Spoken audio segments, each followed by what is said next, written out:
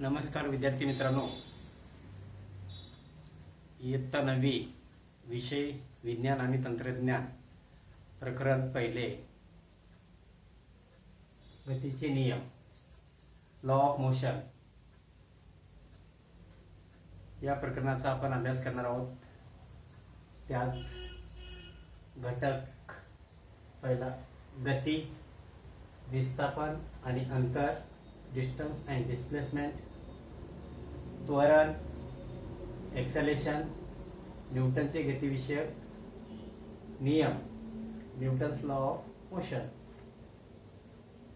या घटकावरती आज आपण अभ्यास करणार आहोत। विद्यार्थी मित्रांनो, आपल्याला माहित आहे वस्तूची गती, कोणतीही वस्तू एका ठिकाणाहून दुसऱ्या ठिकाणी जात असेल ती वस्तू गतीत आहे म्हणता येईल। फॉर एक्झाम्पल,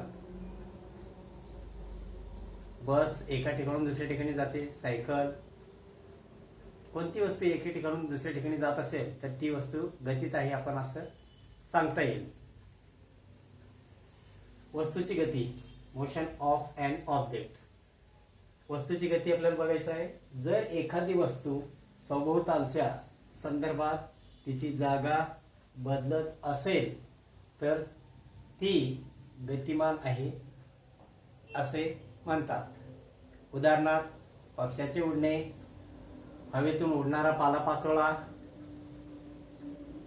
कोणती वस्तू एका ठिकाणून दुसऱ्या ठिकाणी जात असेल किंवा मुव्हिंग ऑफ फॅन, फॅन चालू आहे तो सुद्धा काय गतीमध्ये आहे असे म्हणता येईल। आता सेमीचे विद्यार्थ्यांनो लक्ष द्या। Motion of an object, the meaning of motion of an object.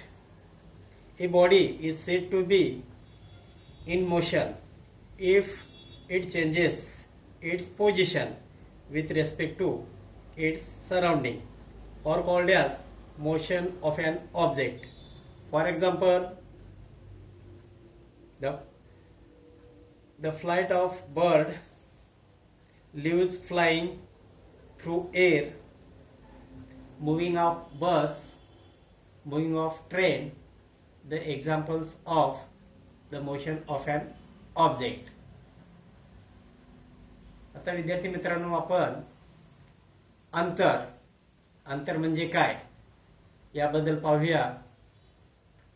दोन बिंदूच्या दरम्यान गतिमान असताना वस्तूचे प्रत्यक्ष केलेले मार्गक्रमण म्हणजे डिस्टन्स म्हणजे अंतर होय। अंतर हे अदिश राशी आहे। अंतरचे एसआय एकक आपल्याला माहित आहे, काय आहे, मीटर, आणि सीजीएस एकक सेंटीमीटर आहे। In English, the meaning of distance, distance is the length of the actual path followed by a body between the points.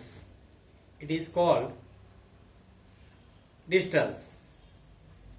Distance, it is a scalar quantity and its SI unit is meter and CGS unit is centimeter. For example,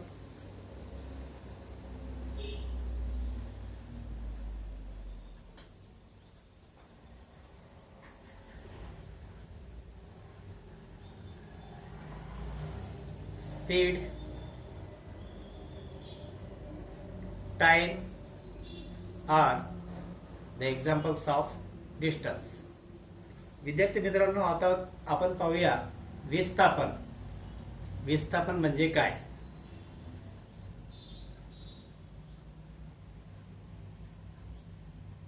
विस्थापन म्हणजे गतिमानतेच्या आरंभ बिंदूपासून अंतिम बिंदूपर्यंत सर्वात कमी अंतर म्हणजे विस्थापन होय। विस्थापन ही सदिश राशी आहे। या राशीला परिमाण म्हणजे मॅग्निट्यूड दिशा असते आणि परिमाण असतो। डायरेक्शन, मॅग्निट्यूड ॲज वेल ॲज डायरेक्शन.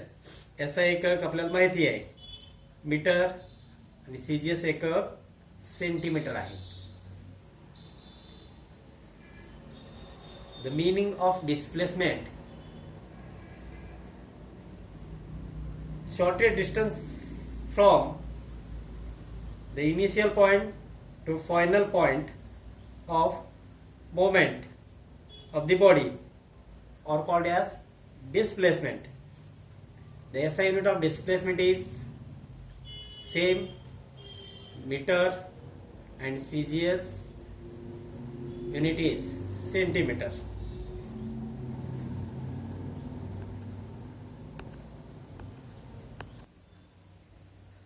विद्यार्थी मित्रांनो, अंतर आणि विस्थापन ह्या दोन्हीमध्ये अंतर काय किंवा डिफरन्शिएट फरक काय आहे?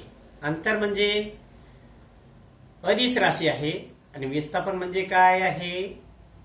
सदिश राशी आहे. आता आपल्याला अदिश राशी म्हणजे काय आणि सदिश राशी म्हणजे काय थोडक्यात आपल्याला माहित करून घेऊया. सदिश राशी म्हणजे वेक्टर क्वांटिटी. सदिश राशीमध्ये परिमाण तसेच दिशा असलेल्या राशीला आपण सदिश राशी असे म्हणतो. उदाहरणार्थ विस्थापन, वेग, त्वरण. Vector quantity a physical quantity which has magnitude as well as directions are called as vector quantity. For example displacement, accelerations, velocity. These are the examples of vector quantities. आता विद्यार्थी मित्रांनो, सदिश राशी म्हणजे आपल्याला माहित झालं. सदिश राशीमध्ये काय magnitude as well age direction म्हणजे परिमाण किंवा मिती म्हणतोय, मिती आणि दिशा असते त्याला आपण काय म्हणतोय? सदिश राशी. किंवा त्यालाच आपण इंग्लिशमध्ये काय म्हणतोय? Vector quantity. आता पाहूया अदिश राशी, स्केलार क्वांटिटी. फक्त परिमाण म्हणजे मॅग्निट्यूड असलेल्या राशीला अदिश राशी असे म्हणतात. उदाहरणार्थ अंतर, चाल, वेग इत्यादी. In English a physical quantity only magnitudes are called as scalar quantity. Scalar quantity मध्ये काय फक्त मॅग्निट्यूड असणार आहे म्हणजे परिमाण असणार आहे त्याला आपण काय म्हणतोय? अदिश राशी किंवा त्याला scalar quantity. For example distance, speed, time etcetera. आता आपण विद्यार्थी मित्रांनो आपल्याला दोन्ही मधलं फरक समजलं. दोन्हीचे एकक काय आहे? सारखंच आहे. काय? मीटर. SI एकक मीटर आहे आणि CGS एकक सेंटीमीटर आहे. आता आपण पुढचा पॉइंट बघूया. चाल म्हणजे काय किंवा त्यालाच आपण इंग्लिशमध्ये काय म्हणतो? स्पीड. एखाद्या वस्तूने एकक कालावधीत कापलेल्या अंतरास चाल असे म्हणतात. आता चाल बरोबर सूत्र आहे. चालचं सूत्र चाल बरोबर एकूण कापलेले अंतर भागिले एकूण लागलेला वेळ. हे सूत्र लक्षात ठेवा विद्यार्थी मित्रांनो. या राशीला परिमाण असते म्हणजे मॅग्निट्यूड असते. कोणत्या राशीला? चाल किंवा स्पीड म्हणतोय आपण. पण दिशा नसते.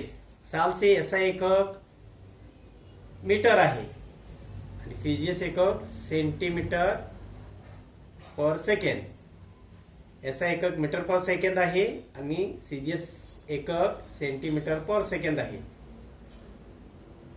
चाल ही अदिश राशी आहे. In English speed. What do you mean by speed? Define speed म्हणलं तरी आपण काय काय म्हणता येईल आपल्याला?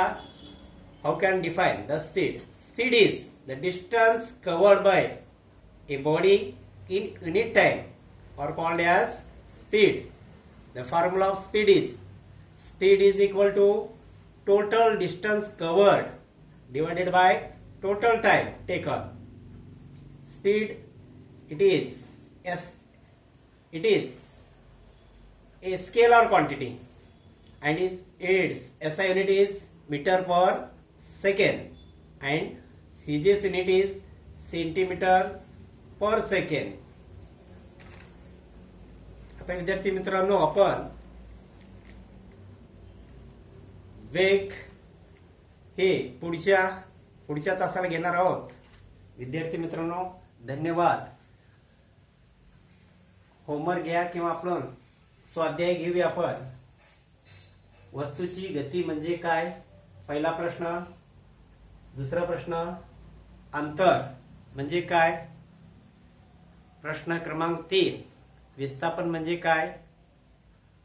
प्रश्न क्रमांक 4, अंतर आणि विस्थापन या दोन्ही मधलं फरक. In English, what is motion of an object? Then second question, what is distance? Then third question is, what is displacement? Question number 4 is, the distinguish between distance and displacement. विद्यार्थी मित्रांनो, हे स्वाध्याय तुम्हाला वहीत लिहायचं आहे. त्यानंतर आपण शाळा चालू झाल्यानंतर पाहणार आहोत. धन्यवाद.